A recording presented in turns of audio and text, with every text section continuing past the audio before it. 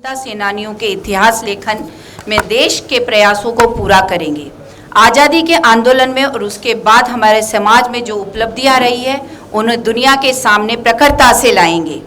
मैं कला, साहित्य, नाट्य जगत, फिल्म जगत और डिजिटल एंटरटेनमेंट से जुड़े लोगों से भी ये आग्रह करना चाहूँगी कि कितनी ही अद्वितीय कहानियाँ हमारे अतीत में बिखरी पड़ी है, इन्हें तलाशिए, इन्हें जीवंत कीजिए, आने वाली पीढ़ी के लिए तैयार कीजिए।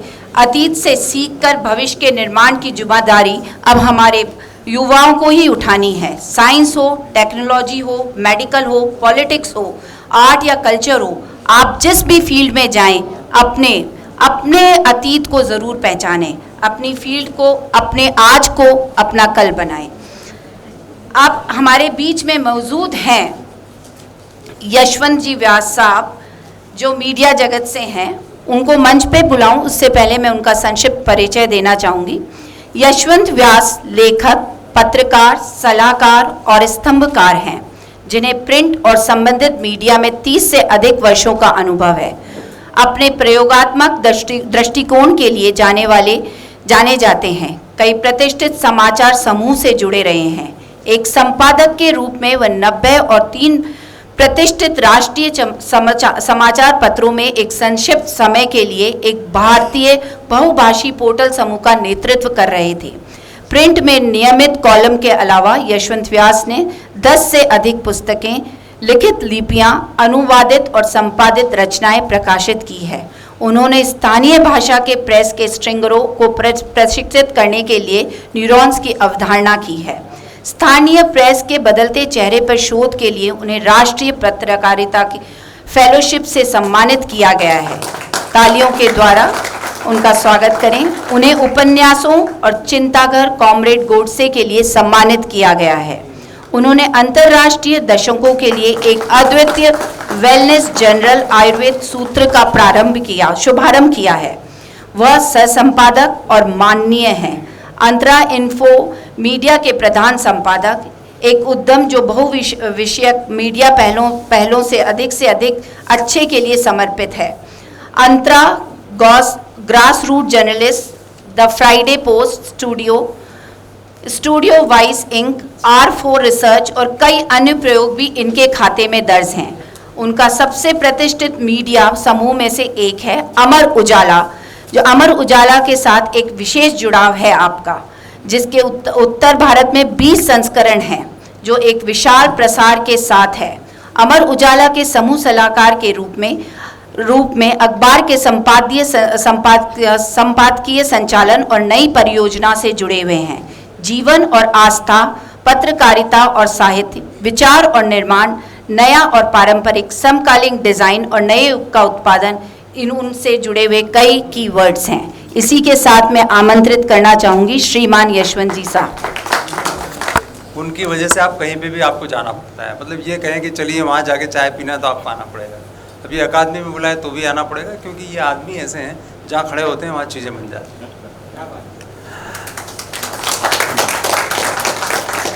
दूसरे अभी हमारे साथी अच्छा किया, इन्होंने बड़ी मेहरबानी की, मेरे साथ एक और को बिठा दिया। वो गोविंद जी हैं हमारे। अब आप जानते हैं गोविंद जी तो अपने आराध्य देव हैं, तो वो बचा ले जाते हैं सब चीज़ों में। उन्होंने जितने आंकड़े आपको दिए उतने कभी याद नहीं हो सकते। क्या आपको याद हो सकते हैं? किसी को सन याद है? नहीं याद है। मुझे तो हो ही नहीं सकता। इस मामले में मैं आपके साथ हूँ, गोविंद जी अपने से बड़े हैं, वो सब चीज़ों को जानते हैं। इधर एक शास्त्री जी बैठे हुए हैं और एक जूनियर शास्त्री अपने साथ हैं। तो ऐसा लगता है कि सारे लोग मिलके संस्कार को आखिर पा के ही रहेंगे, हालांकि संस्कार कहीं खो नहीं गया है। संजय जी की अवधारणा शायद ये रही है इस प्रोग्राम को करने में कि हम लोग उन चीज़ों को याद करें जो शायद कभी कभी भूल जाते हैं। मेरा ख्याल ये कि हर एक के मम्मी पापा बचपन में, दादाजी अभी भी आवाज़ देके किसी न किसी चीज़ के लिए आपको मना करते रहते हैं, किसी चीज़ को करने के लिए कहते रहते हैं। सबसे ज़्यादा मना तो आजकल मोबाइल के लिए होता है। मोबाइल दिन भर रहता है तुम्हारे पास में, लेकिन जब फंसते हैं दादाजी तो आप ही को आवाज़ देते हैं, जरा देखना है इसमें ये आ नहीं रहा। तो एक तरफ आप लोग इस ज़िंदगी के बहुत महत्वपूर्ण हिस्से भी हैं, और दूसरी तरफ आपको बार बार ये बताया जाता है कि नहीं देखो हमारे ज़माने में बहुत खूबसूरत होता था, इस ज़माने में बहुत ख़राब होता है, तुम लोग सुधर जाओ वरना सारी दुनिया बिगड़ जाएगी। मैं आप लोगों को भरोसा दिलाता हूं कि आपकी वजह से दुनिया बिगड़ नहीं रही है।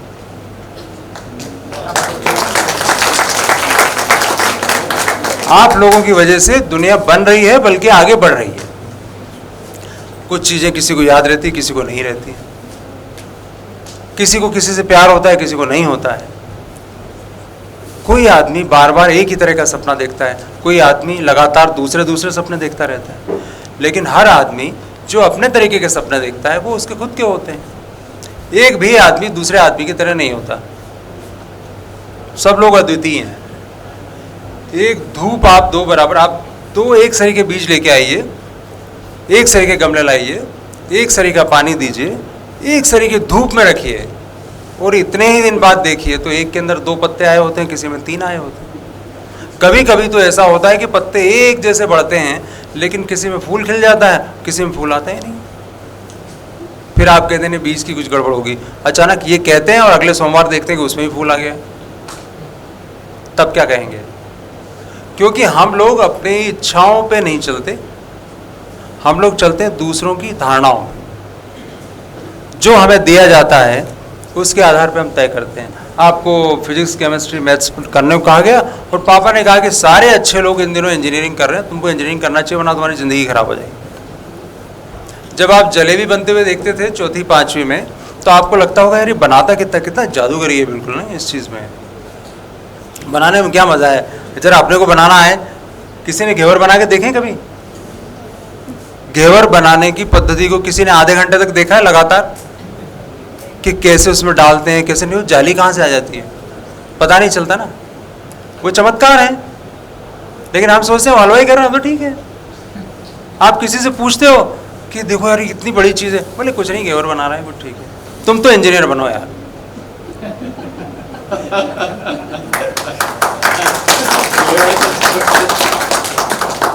मतलब जीवन के जो छोटे छोटे चमत्कार हैं उनसे हटा के हमको एक ऐसे चमत्कार करने की आशा में डाल दिया जाता है जो कि हम लोगों की ज़िंदगी में उतना प्यारा नहीं है।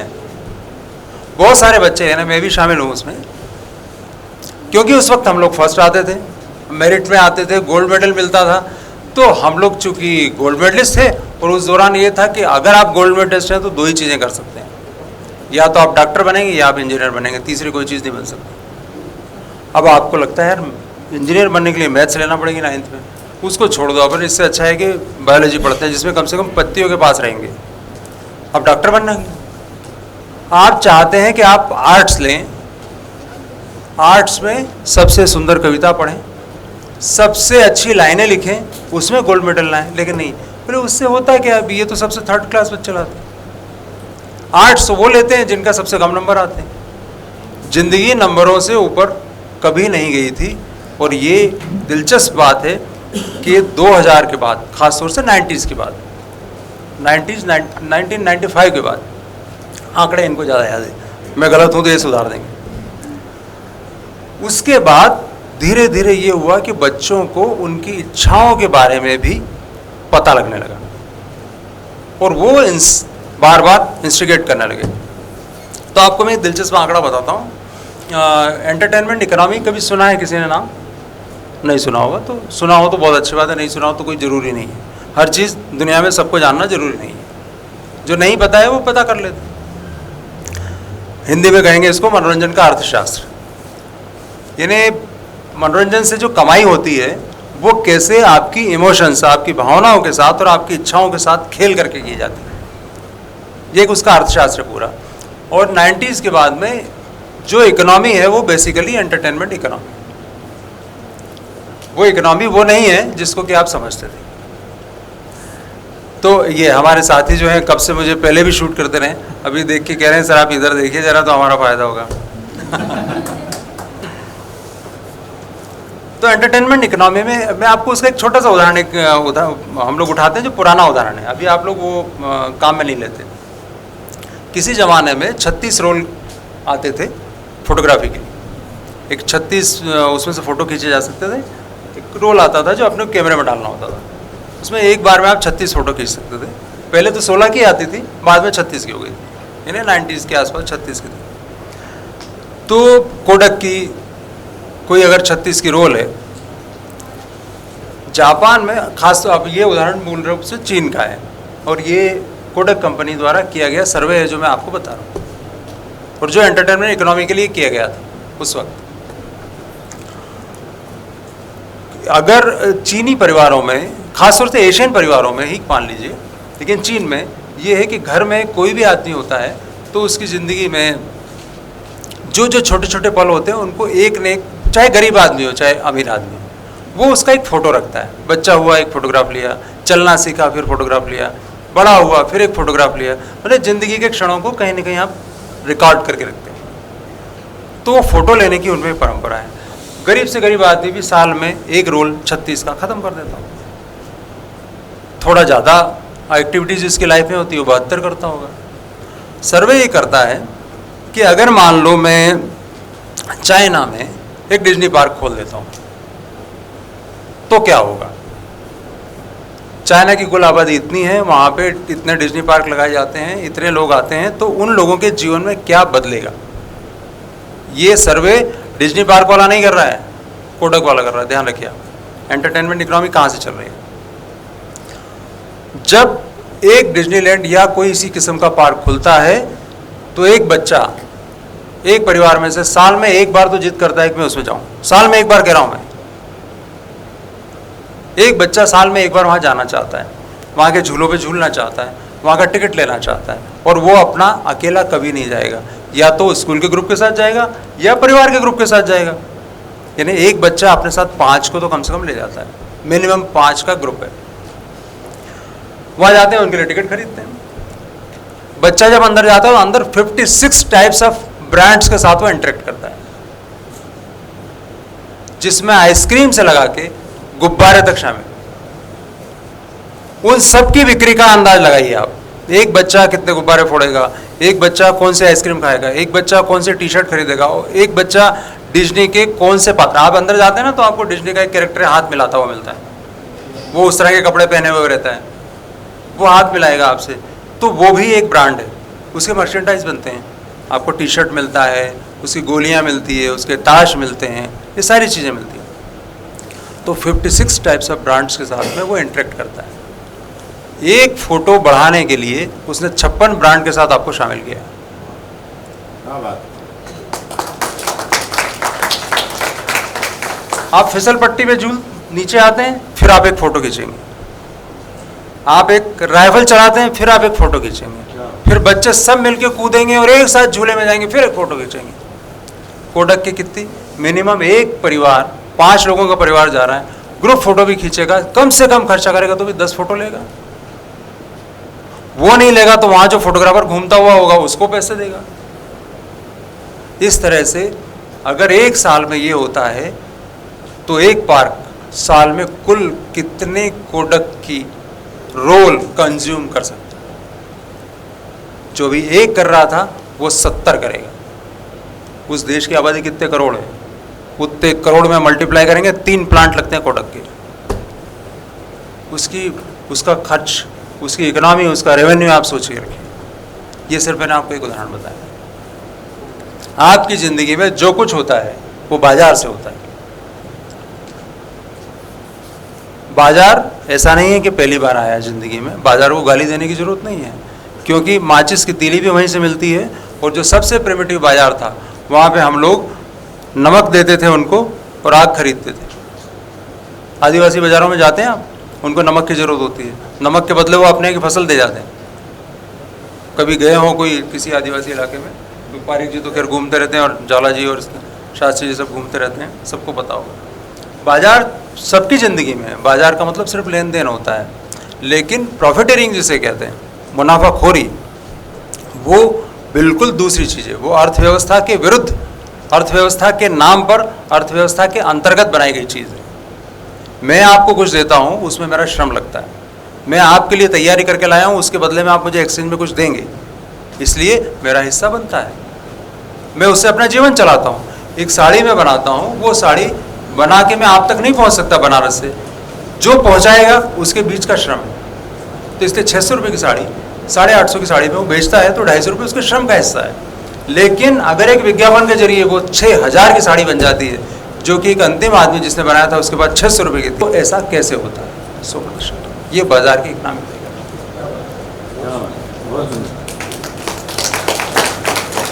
तो बाजार ने 96 के बाद से, उस पहले से जहाँ जहाँ बाजार सभ्यता थी वहाँ तो था ही, धीरे से ये तय किया कि घर के बच्चे ने, आप लोग और माएँ ये तय करते हैं कि घर में क्या आना चाहिए। इसलिए 90% विज्ञापनों में बच्चा होता है। एक बच्चा जो हमेशा या तो जिद करता है या कुछ और करना चाहता है या आगे बढ़ना चाहता है, और माँ है जो या तो उसको आगे बढ़ाना चाहती है या उसको रोक रही है या उसके लिए नई चीज़ कर रही है। वो हाथ धोने की पद्धति में भी आपको जो कुछ बेचती है, माँ से कहलवाते हैं ना, आपको ध्यान हो हाथ धोना क्यों जरूरी है, हम लोग तो ऐसे करके धोएंगे, फिर बच्चा लालच में आता है और फिर हाथ धोना शुरू करता है। वो एक खास तरह का ब्रांड है जो कि आपको बेचना है। आपको पता नहीं होता आपकी ज़िंदगी में ये पूरा बाजार इस तरह से आता है। आपके सपनों को भी वो नियंत्रित करता है, आप सपना भी वैसे देखने लगते हैं।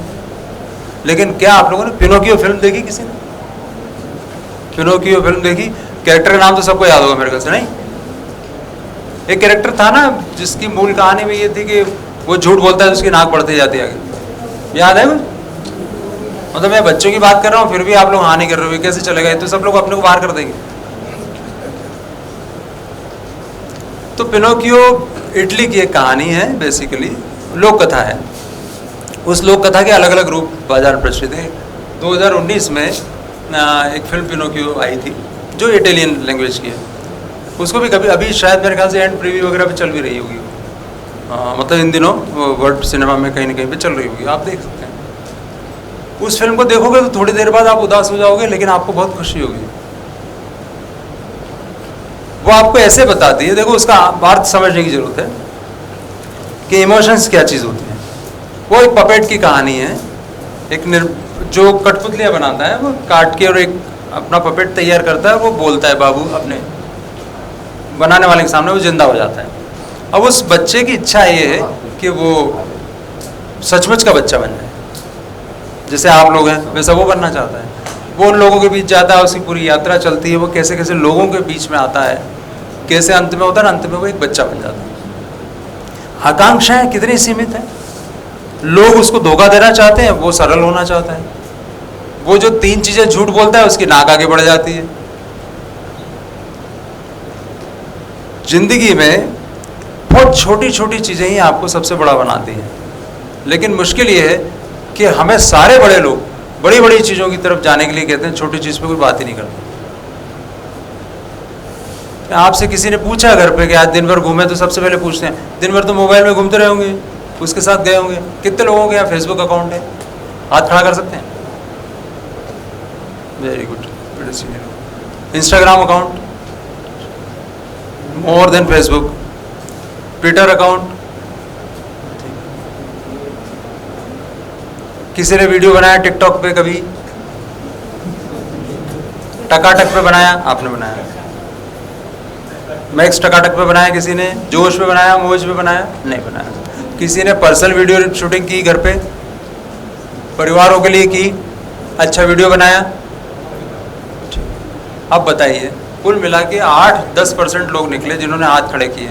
हो सकता है जिन्होंने नहीं खड़े किए वो चुपचाप बनाते हों, लेकिन उनमें से कितने लोगों ने ये एक्सप्लोर किया कि हम इस माध्यम का क्या कर सकते हैं, कितना सुंदर उपयोग कर सकते हैं, कितना आगे जा सकते हैं। इनमें कोई भी चीज़ बुरी नहीं है, टेक्नोलॉजी कोई बुरी नहीं है, इंटरनेट बुरा नहीं है। हम लोगों की ज़िंदगी को बेहतर बनाने के लिए उस माध्यम का इस्तेमाल किया जाना चाहिए।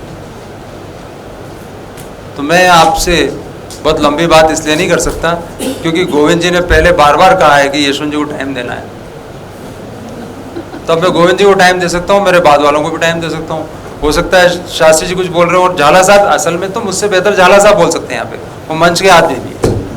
आधे घंटे में आप सब लोगों की तबीयत खुश कर देंगे, आप लोगों को बता देंगे दुनिया कैसी होनी चाहिए। मैं सिर्फ तथ्यों पे बात करता हूँ क्योंकि मुझे सिर्फ वही आता है। सोशल मीडिया जिस पे आप लोग बात करते हैं, आप अखबार पढ़ना कितने लोगों ने शुरू किया है या करते हैं या कभी कभी पढ़ते हैं? काफ़ी गजब की बात है, मतलब आम धारणा है। बहुत धन्यवाद आपको इसके लिए, क्योंकि मैं अखबार में नौकरी करता हूँ, उससे मेरी रोजी चलती है। बहुत अभी एक आम धारणा है सभी दूर पे कि लोग अखबार पढ़ते ही नहीं है। पहले जो 2 घंटे के आसपास लगाते थे वो अब 10 मिनट के आसपास लगाते हैं। यंग लोग तो अखबार पढ़ते ही नहीं है, अखबार तो बूढ़ों की चीज़ हो गई है। क्या ऐसा है? आप लोग क्यों पढ़ते हो? जरा कोई बताएगा मेरे को, अखबार क्यों पढ़ते हैं? स्पोर्ट्स के लिए। जी ठीक है। आप? डेली न्यूज़ के लिए। पर वो तो आप पर टीवी पे आ जाती है। हमारे गार्ड साहब कहते हैं कि वो तो वो यूट्यूब पे पड़ी रहती है, अब आप कहाँ देखेंगे अखबार में? अखबार क्या के लिए पढ़ते हैं? भरोसे के लिए, मेरे ख्याल से ट्रस्टेड होता है। ये एक पॉइंट है जो एक क्रॉस ग्लोब, यानी नीचे से लगा के ऊपर तक सबको पता है कि ट्रस्टेड होना बहुत जरूरी है। तो ट्रस्ट जीवन का सबसे बड़ा हिस्सा है। तो हम लोग क्या करते हैं, कोई भी चीज़ यूट्यूब पे देख लें, लेकिन अखबार में एक बार कंफर्म करते हैं, अखबार में छपी है तो इसका मतलब सही होगी, क्योंकि वो मिटती नहीं है। अभी मैं इंटरनेट पे कोई भी चीज़ लिख के 10 मिनट बाद बदल सकता हूँ। टीवी पे अभी पता लगा है, ब्रेकिंग न्यूज़ आई है ना, हर चीज़ ब्रेकिंग है वहाँ पे, हर चीज़ ग्लास तोड़ देते हैं 2 मिनट के अंदर। ये ऐसा हो गया, वो हो गया, होता कुछ भी नहीं है, छोटा। तो वो वहाँ से चले तो वो भी उनके लिए ब्रेकिंग है, वो वहाँ खड़े हैं तो भी ब्रेकिंग है। तो उसमें वो क्या करते हैं तो मतलब किसी भी चीज़ का ब्रेकिंग है।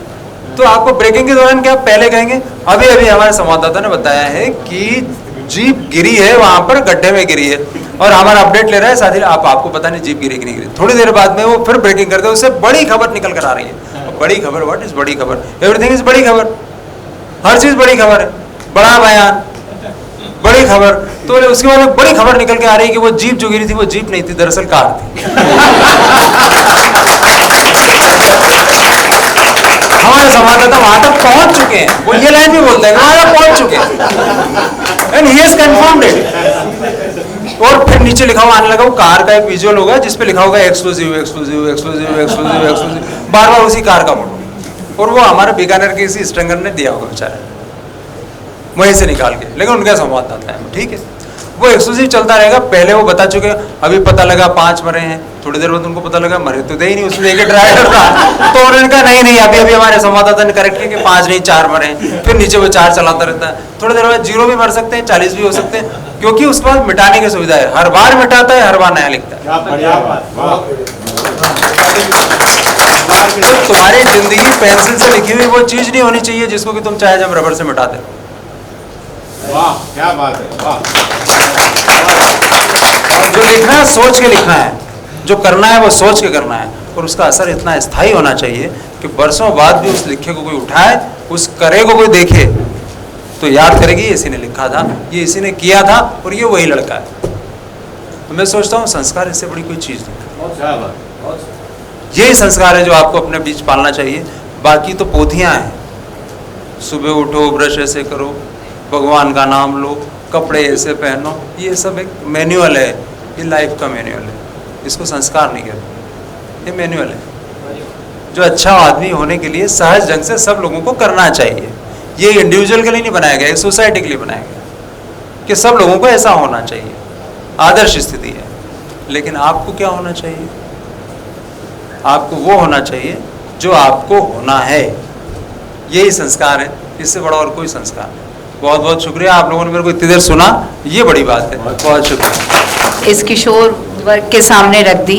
शायद हम सब मंत्रमुग्ध होकर सुन रहे थे कि आप जो बता रहे थे, शायद सन्नाटा सा छा गया, हमें बोलना भी नहीं पड़ा, आप सुने, आप बात सुने।